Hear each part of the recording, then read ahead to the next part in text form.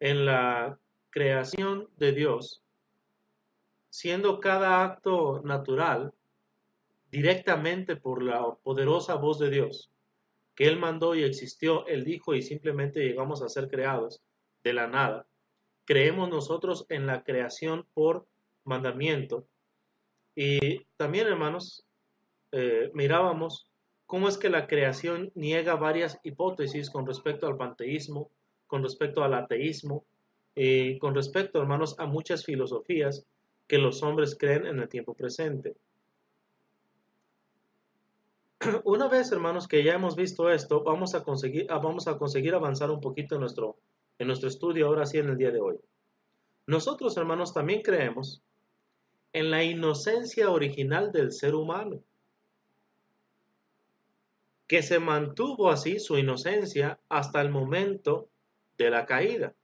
Quiero que vayamos a Génesis capítulo 1 y vayamos ahí a la creación, al versículo 26 del Génesis. Quiero que por favor tenga su mano a la mano, su libro a la mano, su Biblia, y que por favor lea juntamente conmigo.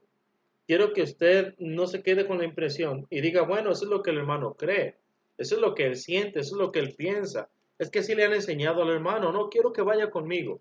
Quiero que lea el libro, capítulo y versículo que el servidor cita para que usted aprenda directamente de la palabra de Dios. Aquí en el libro del Génesis, mis amados hermanos, en el capítulo 1, versículo 26. Entonces dijo Dios, hagamos al hombre a nuestra semejanza a nuestra imagen conforme a nuestra semejanza, y señoré en los peces del mar, en las aves de los cielos, en las bestias en toda la tierra y en todo animal que se arrastra sobre la tierra. Y creó Dios al hombre a su imagen. A imagen de Dios lo creó, varón y hembra los creó. Y los bendijo Dios y les dijo, fructificad y multiplicaos, llenad la tierra y sojuzgadla. Y señoread en los peces del mar, en las aves de los cielos y en todas las bestias que se mueven sobre la tierra. Ahora, ya al final, en el versículo 31, mis amados hermanos, dice así, y vio Dios todo lo que había hecho, y aquí que era bueno en gran manera. Hermanos, cuando el hombre es creado por Dios, el hombre, Dios hizo todo perfecto. Dios lo hizo sin mancha, lo hizo sin errores. No es sino hasta el momento de la caída, cuando es engañado por la serpiente, cuando es engañado por Satanás, que comienza a ver en él lo que algunos llaman el germen del pecado o la contaminación por el pecado.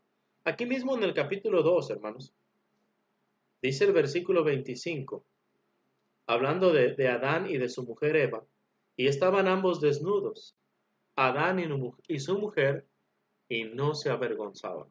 Es por esto, hermanos, que nosotros creemos en la inocencia original del ser humano, que se mantuvo hasta el momento de la caída en Génesis capítulo 3.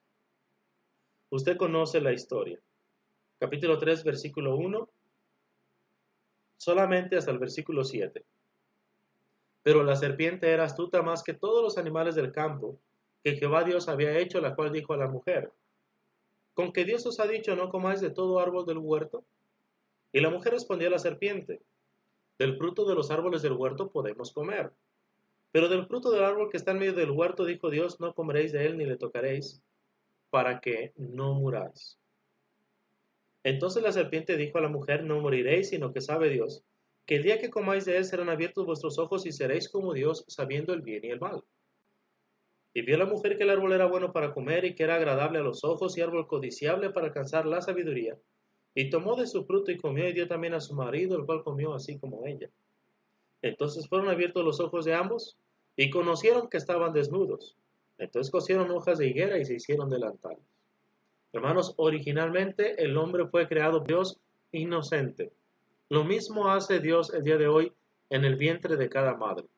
Dios forma un ser puro, un ser limpio, un ser inocente, hasta el momento en que el hombre, a través de los años, se pervierte. Hasta que aprende el pecado del medio ambiente en el cual se rodea. Y entonces, hermanos, deja de ser inocente. Eh, Nosotros, pues, hermanos, creemos en la inocencia original del ser humano que se mantuvo hasta el momento de la caída. Ligado a esto, hermanos, nosotros creemos también en la exculpación del recién nacido. Repito, creemos en la exculpación del recién nacido. Dicho de otra manera, el niño no hereda el pecado original. El niño no tiene falta, no tiene pecado ante los ojos de Dios. Y prueba de ello, hermanos, es que Cristo dijo de los niños que de ellos es el reino de los cielos. Si bien en la naturaleza del hombre está el germen del pecado, solamente se desarrolla cuando es dueño de su voluntad. Vamos, por ejemplo, al libro del Génesis, capítulo 8 y versículo 21, para ver la declaración que Dios mismo hace con respecto al ser humano. ¿Quién mejor, hermanos, que nuestro Creador para decirnos cómo es que se desarrolla el pecado en nosotros? Dice aquí en Génesis capítulo 8 y versículo 21, después de que Noé sale del arca, después de que presenta aquel altar, aquel sacrificio a Dios, dice, y percibió Jehová olor grato y dijo Jehová en su corazón, no volveré más a maldecir la tierra por causa del hombre, porque el intento del corazón del hombre es malo. Fíjese, mucho ojo lo que dice aquí, desde su juventud. Entonces, hermanos, nosotros todos al nacer somos inocentes.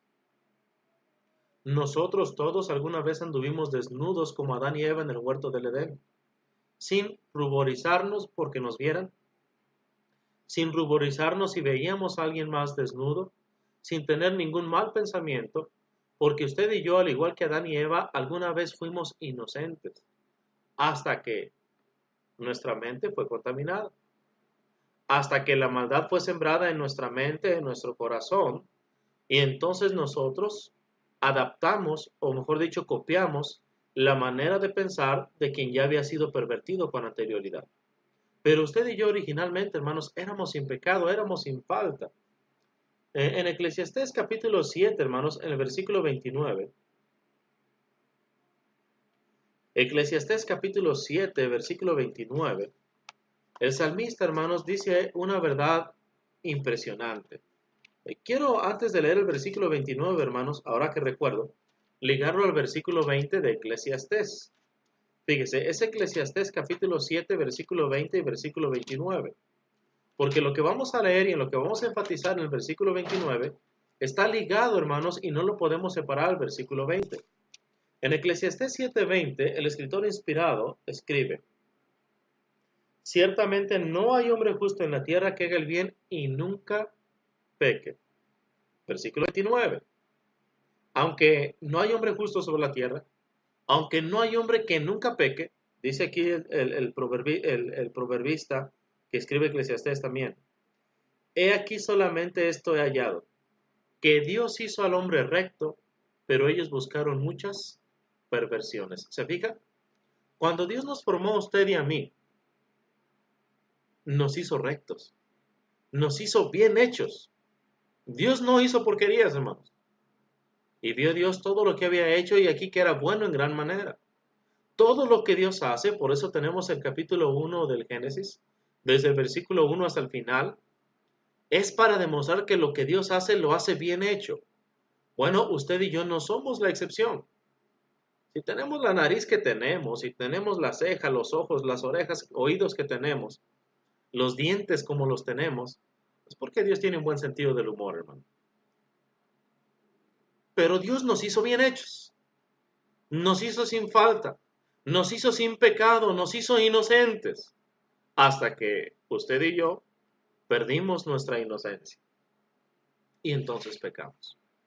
De manera de cortesía para nuestros predicadores, un argumento, hermanos, lógico, de por qué el bautismo de niños es una falsedad. Repito, un argumento lógico de por qué el bautismo de niños es una falsedad. Por un momento, yo le digo a las personas, vamos a suponer que usted tiene razón, que le enseñaron la verdad y que esa verdad consiste en que nosotros cuando nacemos heredamos el pecado original, el pecado de Adán y de Eva. Mi pregunta es, ¿a usted lo bautizaron de pequeño para quitarle el pecado de Adán? Y las personas responden, sí, muy bien. ¿A su cónyuge? Eh, de pequeño, ¿le bautizaron para quitarle el pecado original? Sí. Eso quiere decir entonces que en el momento en el cual a usted le bautizaron, ese pecado fue cortado. Ese quitado desapareció, ya no existe más. Sí, dicen las personas. Bueno, si el pecado que usted heredó de Adán fue quitado de usted y de su cónyuge, pregunta, ¿cómo es que su hijo hereda otra vez ese pecado? Si fuera cierto que el bautismo de niños quita la culpa, quita el pecado original, ¿no se supone que al haberle rociado agua en la cabeza ya quedó borrado ese pecado y ya no está más allí? ¿Cómo es pues que usted se lo puede volver a heredar a sus hijos? Si se supone que ya había sido quitado, ya había sido borrado, ya había sido cancelado. No tiene sentido. ¿Se da usted cuenta? Incluso, hermanos, muchas de las doctrinas que escuchamos, sin necesidad de ir a la Biblia, podemos corregirlas. Por supuesto, siempre tenemos que sustentar lo que creemos con la palabra de Dios. Primera de Pedro capítulo 4 y versículo 11, si alguno habla, hable conforme a lo que está escrito. Bien, hermanos, entonces nosotros creemos en la exculpación del recién nacido. El niño no hereda el pecado original. Cristo dijo que de ellos es el reino de los cielos. Dice aquí, hermanos, solamente esto he hallado que Dios hizo al hombre recto, pero ellos buscaron muchas perversiones. En la primera carta a los Corintios capítulo 15 y versículo 33, la palabra de Dios dice que las malas conversaciones corrompen las buenas costumbres. Tenemos que cuidar, hermanos, a nuestros hijos de las malas costumbres y sobre todo de que nosotros mismos no seamos una mala influencia en ellos. No los contaminemos a ellos con lo que algunos llaman el germen del pecado. Tenemos que dar un buen ejemplo a nuestros hijos. Tenemos que vivir una fe no fingida. Tenemos que tener una piedad, una excelencia moral ante los ojos de Dios, para que de esta manera seamos un buen ejemplo para ellos y ellos puedan reproducir el patrón que ven en nosotros. También, hermanos, ¿en qué más creemos? Bueno, creemos en la condenación del hombre que en su estado natural ha desarrollado las potencias del pecado y permanece alejado de la gracia de Dios. Esto, hermanos, lo leemos en Romanos capítulo 3, versículos del 9 al 23. Por causa del tiempo, hermanos, solamente leeré el versículo 23. Pero en sus apuntes usted puede poner ahí Romanos capítulo 3, versículos desde el 9 hasta el 23, donde la Biblia asegura, hermanos, que no hay justo ni aun uno. Pasaje, por cierto, tomado de Eclesiastés 7:20 que acabamos de leer. En Romanos 3:23 dice ahí, por cuanto todos pecaron y están destituidos de la gloria de Dios. Ahora, en el capítulo 6 y versículo 23 de Romanos, la palabra de Dios nos enseña lo siguiente, Romanos 6:23, la primera parte, porque la paga del pecado es muerte. Fíjese, la paga del pecado es muerte. Y aquí, hermanos, quiero detenerme un poquito. Muchas personas, hermanos, acostumbran o tienen la idea, hermanos, de que hay pecados grandes y hay pecados chicos. Algunos pasajes que van a citar, por ejemplo, en el Evangelio de Juan, cuando Jesús le dice a Pilato, el que me ha entregado a ti, mayor pecado tiene. Esto porque Pilato, hermano, se daba cuenta de que Jesús era inocente y aún así no tenía planes de soltarlo a fin de no echarse por enemigo a César, a Herodes, por no hacerse enemigo de él, por congraciarse con el pueblo. Sin embargo, hermanos, creo que malentendemos.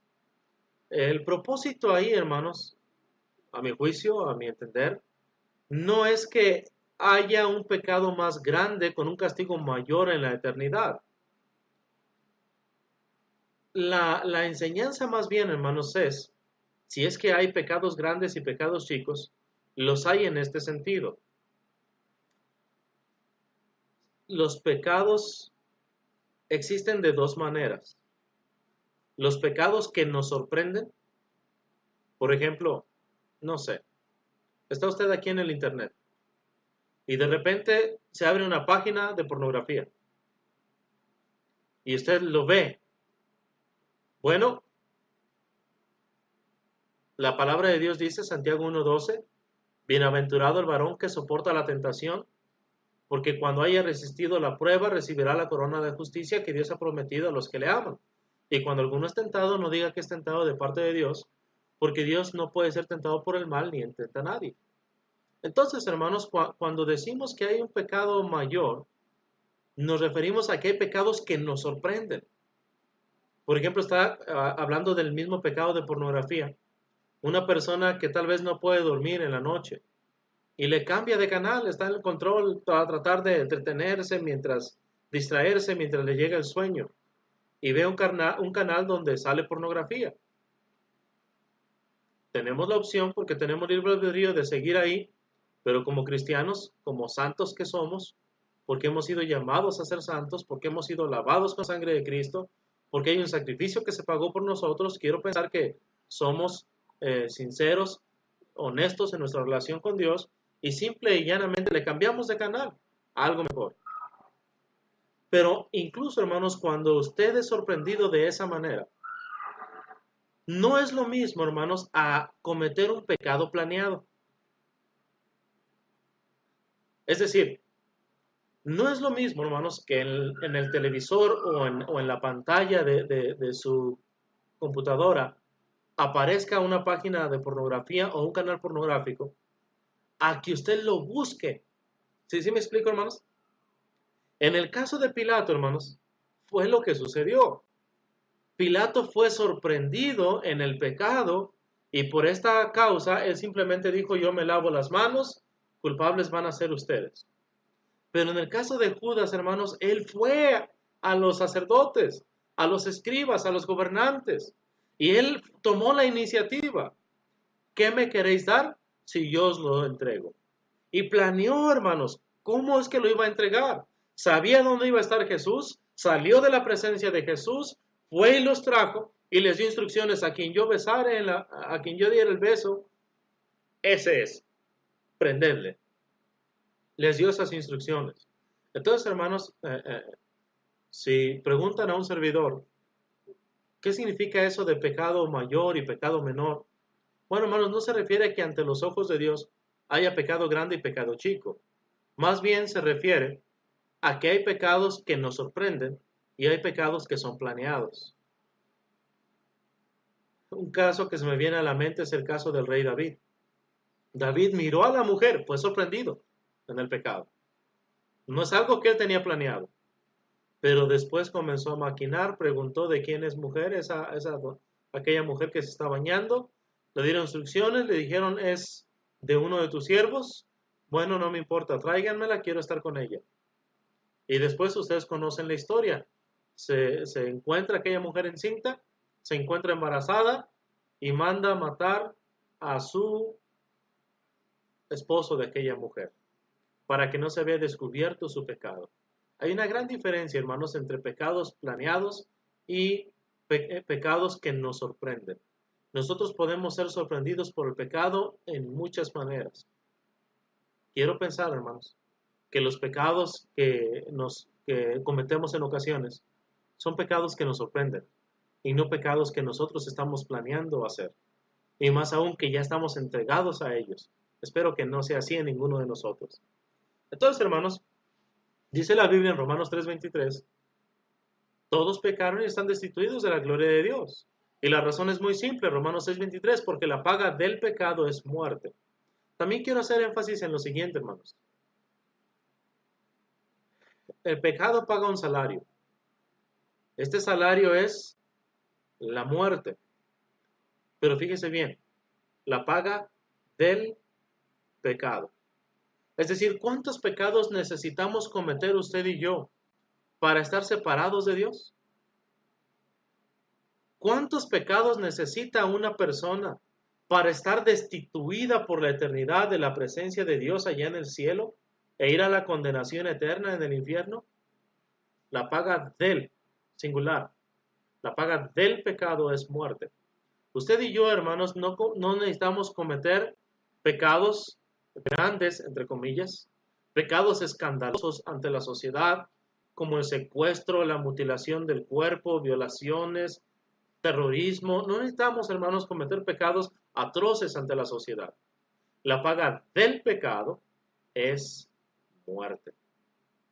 Decíamos, hermanos, que un niño está exculpado. Creemos en la exculpación del niño, porque es inocente, porque no hereda el pecado. Ezequiel 18:20, que no mencioné hace un momento. El alma que pecare, esa morirá.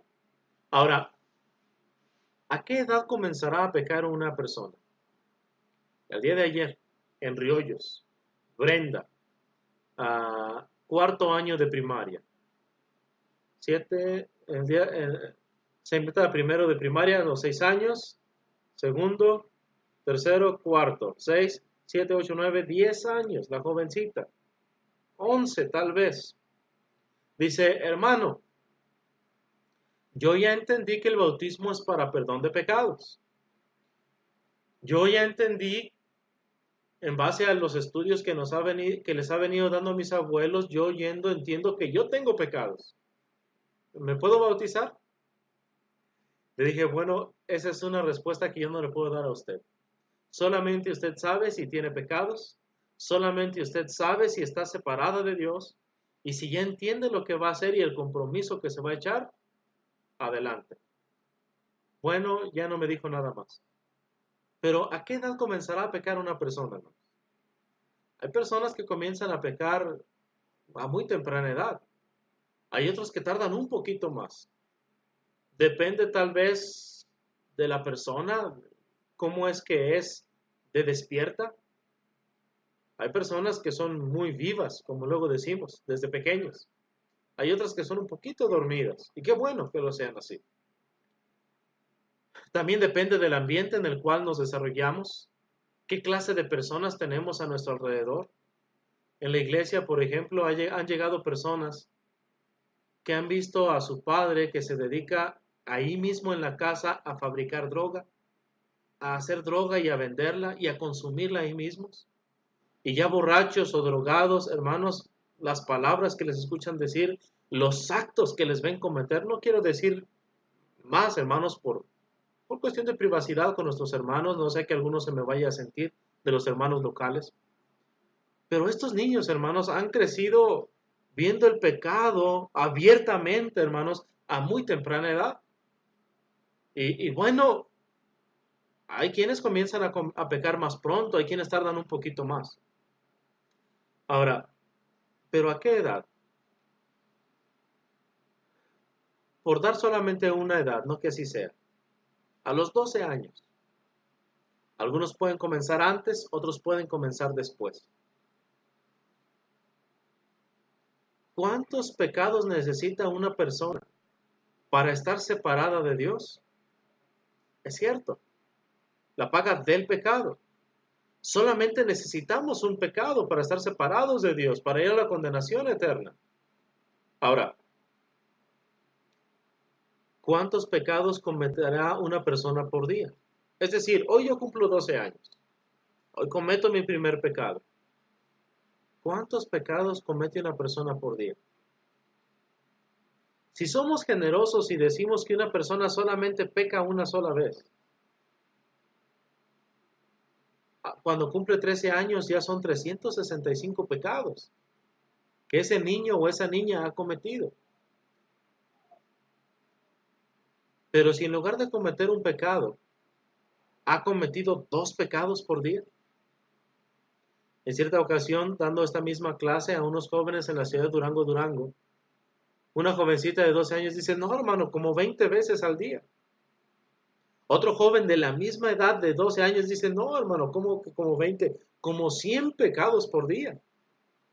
Esa es una pregunta que solamente usted puede responder a modo personal, no a modo general. Hay quienes pueden cometer pocos pecados al día, hay quienes pueden pecar muchas veces al día. Un solo pecado es suficiente para separar al hombre de Dios.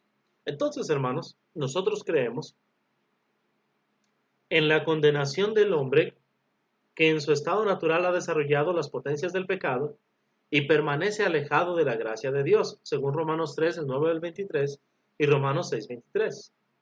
También, hermanos, nosotros creemos en el deseo expreso de Dios de que todos los hombres sean salvos y vengan al conocimiento de la verdad divina. Repito, si bien es cierto que el hombre está condenado por causa del pecado, también es cierto que Dios desea, que Dios anhela y ha expresado su deseo de que todos los hombres, de toda nación, de toda raza, de toda cultura, sea salva y venga al conocimiento de la verdad de la palabra de nuestro Dios. Vamos, por ejemplo, a 1 Timoteo capítulo 2, versículos 3 al 6. Dios, hermanos, en verdad anhela la salvación de todo ser humano. Primera carta a Timoteo capítulo 2, versículos del 3 al 6.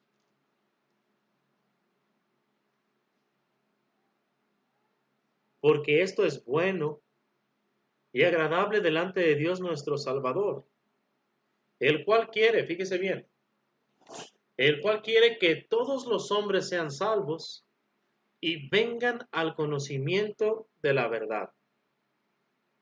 Porque hay un solo Dios y un solo mediador entre Dios y los hombres, Jesucristo, hombre, el cual se dio a sí mismo en rescate por todos,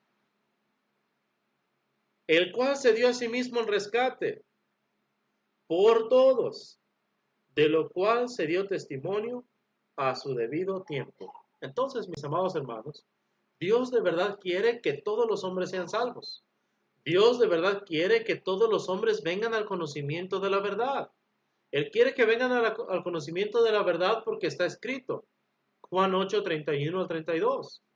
Dijo entonces Jesús a los judíos que habían creído en él: si vosotros permaneciereis en mi palabra, seréis verdaderamente mis discípulos y conoceréis la verdad, y la verdad os hará libres. Solamente por medio de la verdad es que el hombre puede ser exculpado del pecado, cuando ésta se ha obedecido. En 1 de Pedro 1, 22, habiendo purificado vuestras almas por la obediencia a la verdad. Entonces, hermanos, la verdad purifica el alma. Por esto el deseo de Dios de que todos los hombres conozcan la verdad, porque Dios quiere que todos los hombres sean salvos.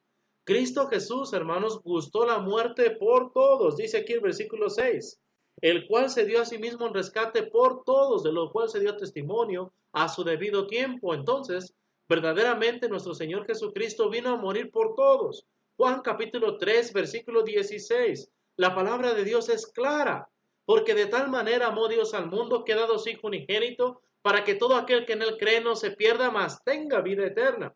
Entonces sí, el deseo de Dios es la salvación de todo ser humano. Por eso envió a su Hijo unigénito al mundo, porque amó a todo el mundo. Si nuestro Señor Jesucristo, hermanos, no ha venido todavía a castigar, porque esa es la palabra que utiliza la Biblia en 2 Tesalonicenses 1:8, cuando dice que nuestro Señor Jesús vendrá en llama de fuego para dar retribución, es decir, para dar castigo a los que no conocieron a Dios ni obedecen el Evangelio de nuestro Señor Jesucristo, los cuales sufrirán pena de eterna perdición, excluidos de la presencia del Señor y de la gloria de su poder cuando venga en aquel día para ser admirado en sus santos, en todos los que creyeron en Él, por cuanto nuestro testimonio ha sido creído entre vosotros. Ese día, hermanos, no ha llegado todavía.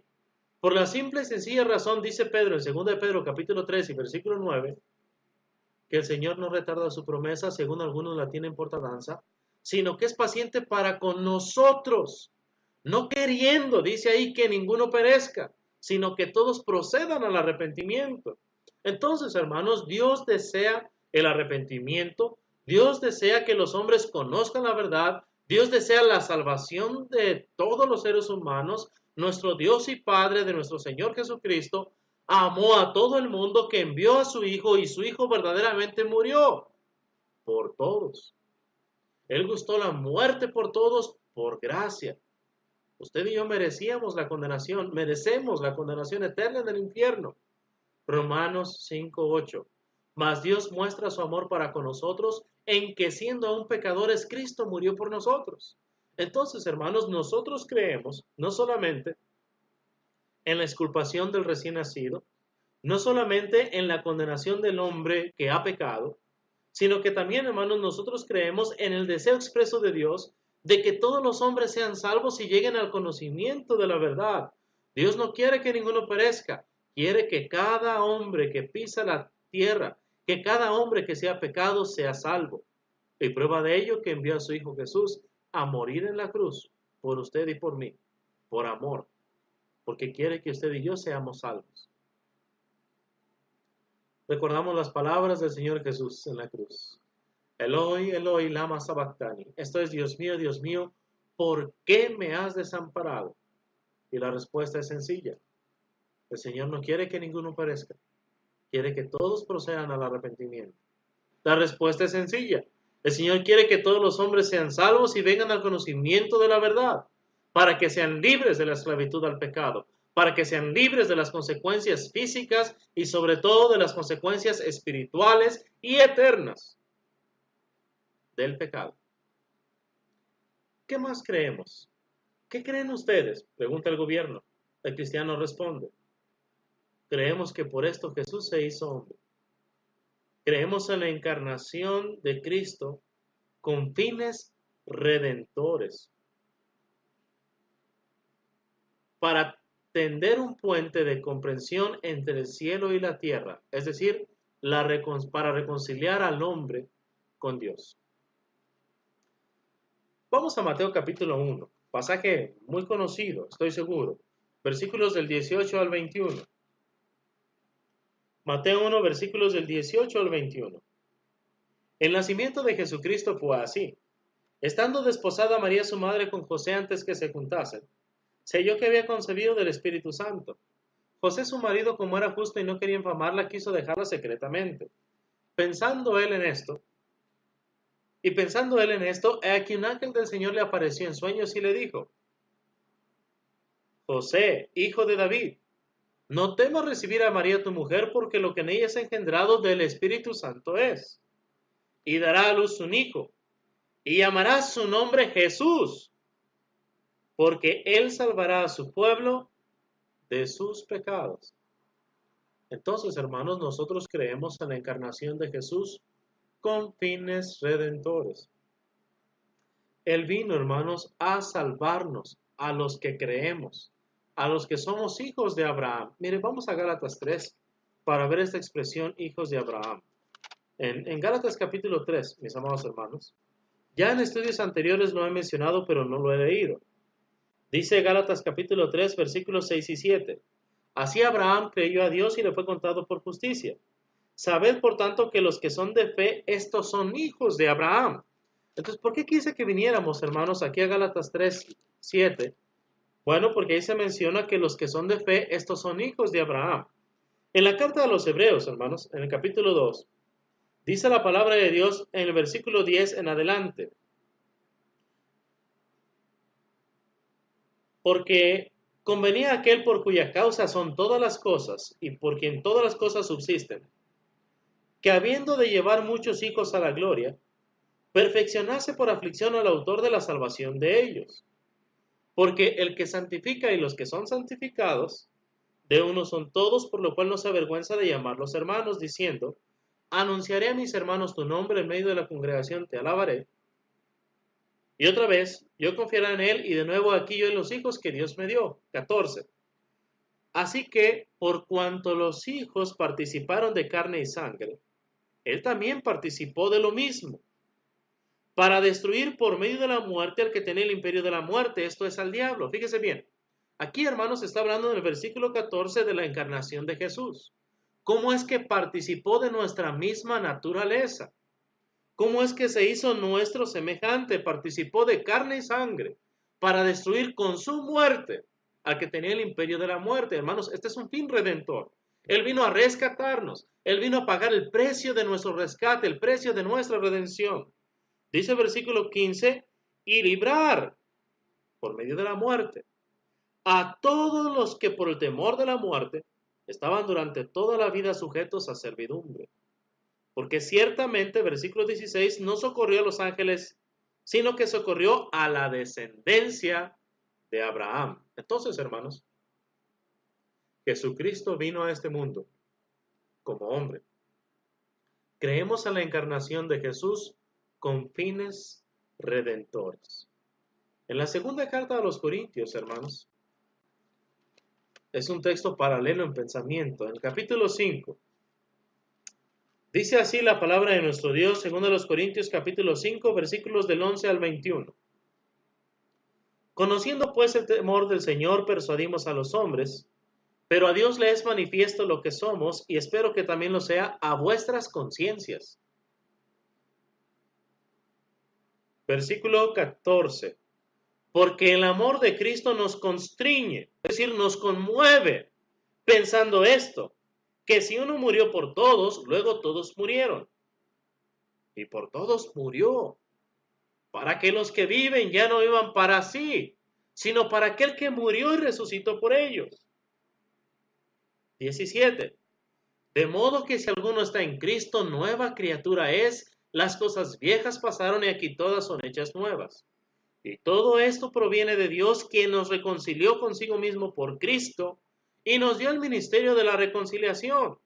Que Dios estaba en Cristo reconciliando consigo al mundo, no tomándole en cuenta a los hombres sus pecados, y nos encargó a nosotros la palabra de la reconciliación. Así que somos embajadores en nombre de Cristo, como si Dios rogase por medio de nosotros, o rogamos en nombre de Cristo, reconciliaos con Dios. Al que no conoció pecado, por nosotros lo hizo pecado, para que nosotros fuésemos hechos justicia de Dios en él. ¿Se da cuenta? Creemos en la encarnación de Cristo Jesús con fines redentores. Y no es porque los hermanos de Mensaje de Amor para Salvación hayamos hecho una mesa redonda, hayamos hecho un concilio y nos hayamos puesto de acuerdo en qué pensar. Dios en su palabra, mis amados hermanos y amigos, ya nos reveló estas verdades aquí. Estas verdades están escritas en la palabra de Dios. Aunque el tema, el día martes, el día jueves, el día de hoy y la próxima semana es la iglesia de Cristo, ¿qué creemos? Realmente no es lo que nosotros creemos, sino qué es lo que la Biblia enseña. ¿Qué es lo que la Biblia dice? Todo esto, hermanos, lo creemos no porque nos pusimos de acuerdo para creerlo, sino porque es lo que está escrito en la palabra de Dios. Y fíjense aquí en la segunda carta a los Corintios, capítulo 4. Es, hermanos, el versículo, capítulo 4, versículo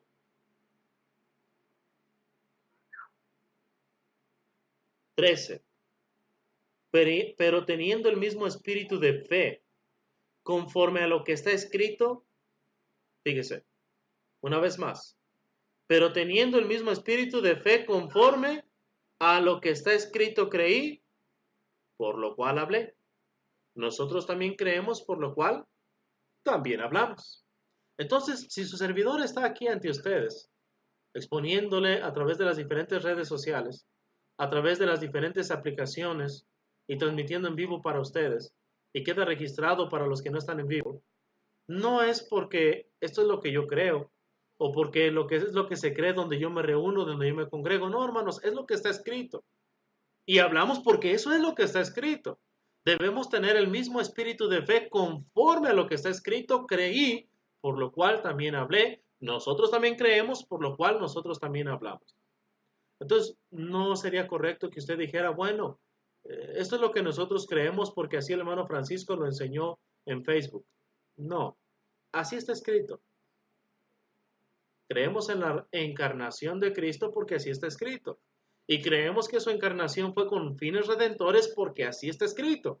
Gracias a ese sacrificio en la cruz, el Padre estaba reconciliando por medio de la muerte de su Hijo a todo el mundo. Entonces las palabras Eloi, Eloi, lama sabactani, esto es Dios mío, ¿por qué me has desamparado? Tiene una respuesta muy clara. Porque ese era el propósito. Esa era la misión desde antes de la fundación del mundo. Rescatar al hombre pecador por medio de Cristo en su iglesia. Bien, hermanos. Creemos también hablando de la encarnación de Cristo, y brevemente porque el tiempo se nos ha acabado, que Cristo fue concebido en el vientre de María, como ya lo leímos en Mateo 1 del 18 al 21, por la acción del Espíritu Santo. A María, hermanos, se le concedió el privilegio de ser la madre de la naturaleza humana de Cristo, puesto que el Verbo divino existía desde la eternidad. Leo nuevamente Mateo 1 del 18 al 21 y también Lucas 1, 43. Primero Mateo 1 del 18 al 21. El nacimiento de Jesucristo fue así.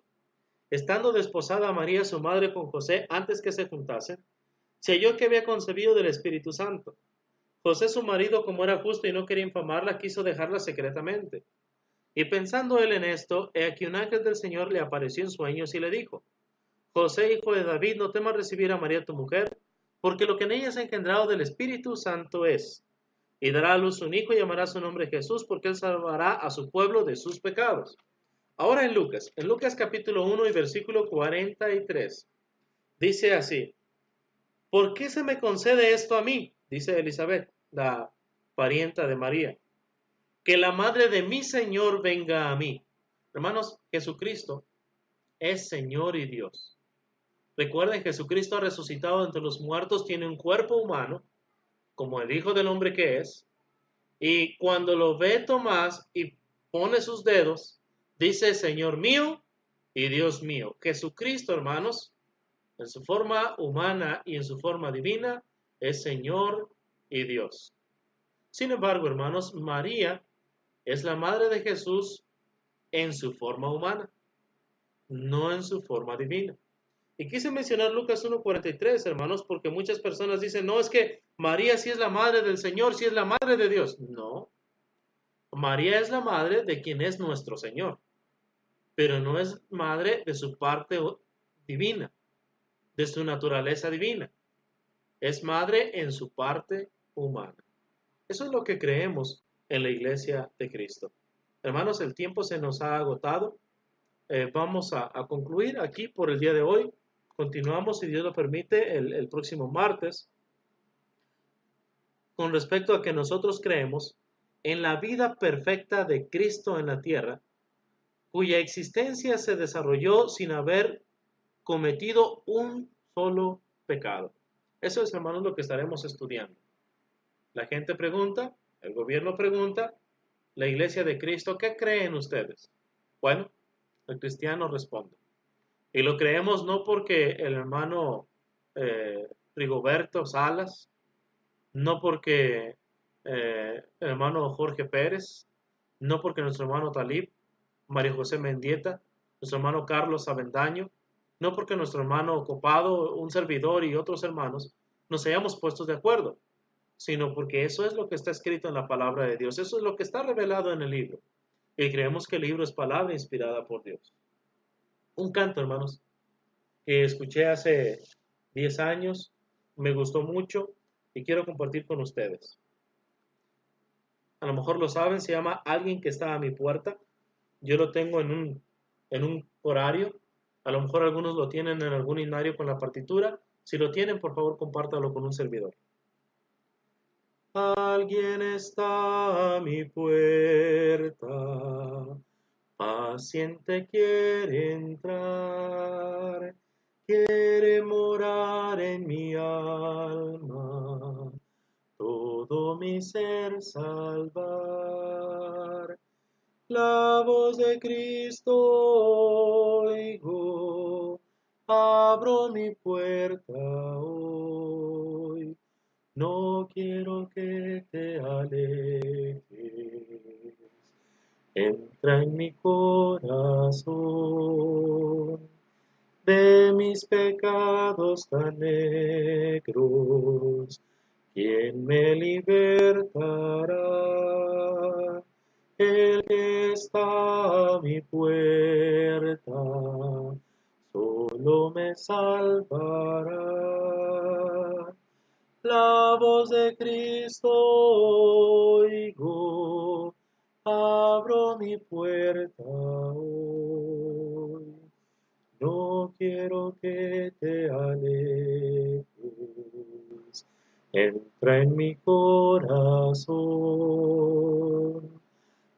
corazón yo te abro. Entra, oh Salvador, mora en mi ser para siempre. Sé tú mi Rey, Señor. La voz de Cristo oigo, abro mi puerta hoy. No quiero que te alejes, entra en mi corazón. Dios bendiga a todo su pueblo. Saludos de su hermano en Cristo, Francisco Ramírez, de parte de la Iglesia de Cristo en Dolores Hidalgo, Guanajuato, como también de parte de esta familia, Mensaje de Amor para Salvación, su estación amiga, y de este programa Y Conoceréis la Verdad. Dios bendiga a todos y cada uno de ustedes.